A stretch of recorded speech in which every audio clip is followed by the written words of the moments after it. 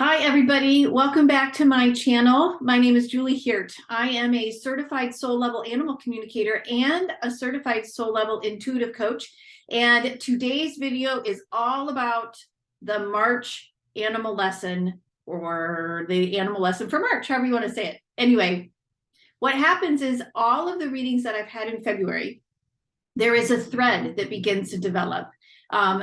Clearly for their humans, but also this thread is something that becomes a theme for the next month. It's really kind of cool how it all works. And so the animals all set this up. And so clients schedule their appointments as they are meant to do based on what their animals are trying to share, not only with them, but also, like I said, this thread that is universal and goes with all of us.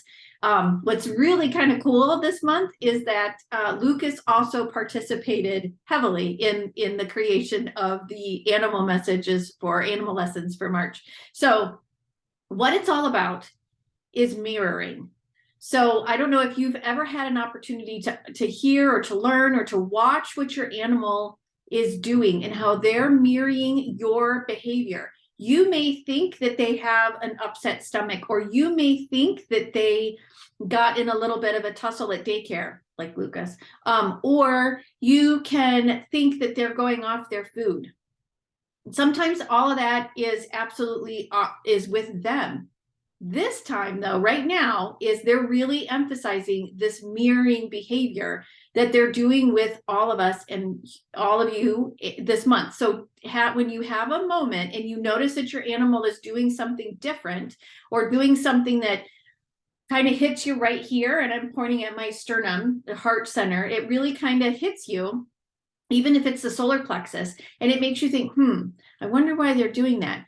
Take a moment and take a deep breath and see how you're really feeling. Because many times what's happening when they're mirroring us, what they're doing is they're trying to get us to actually realize what we're doing. So, for example, a couple weeks ago, Lukas went to daycare. He goes to daycare on days when I need to run errands and be out and about.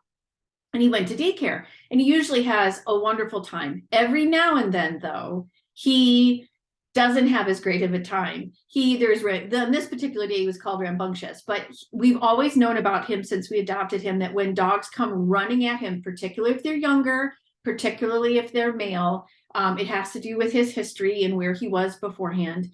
But if they come running at him, or they crowd him, or bum rush, I think is what we used to call it back in the day when we went to concerts. Anyways, but when they come really close to him right away and he can't get through the gate, he does not like that. And he will tell you, he makes noises. He does have husky in him, so he does some really nice growls.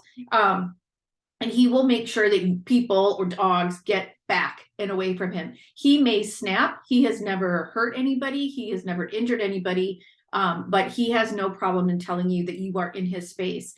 And so it was interesting because when I picked him up on that particular day and they told me what was going on, I was like, I immediately connected with him, and I just felt in him disappointment. I ended up actually talking to the woman that runs the daycare, had this great conversation with her. So everything's fine. Don't worry about it. It was so cool because what was happening was actually a mirror for me. As many of you know, he's working with me on trust. In this particular situation, there's been a lot of energy coming at me from different sources, and I'm not really comfortable with it. And so there has been it's actually kind of cued my anger, which isn't a bad thing, right? Anger is not a bad thing. Many women are conditioned to think it's a bad thing. It's actually a flag that a boundary's been crossed. See where I'm going with this? So he has issues when his boundaries are crossed. And because in order to get my attention, he needed to get in a kerfuffle at daycare, because that he knew would flag my negative belief of not being worthy and making sure everybody's okay so that everybody's happy, all these things. But he knew that if he did a little kerfuffle and got my attention, realized that it was triggering my not worthy, I was like, oh, you are mirroring how I'm feeling about all this stuff that's going on over here, and what I need to do for me and what I need to do going forward still for me. So he's mirroring my behavior.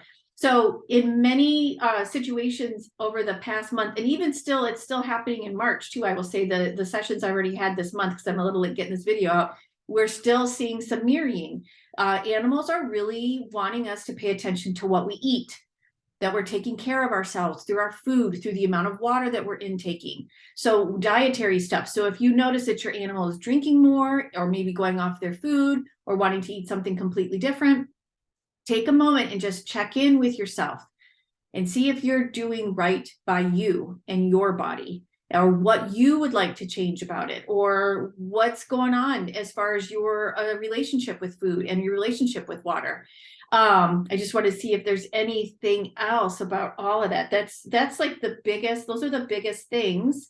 And just make sure that when your animal begins to do something a little bit different than normal, check in with yourself and see if it has anything to do with them mirroring behavior that you may not be aware you're actually doing, or mirroring feelings that you may not realize that you're actually feeling.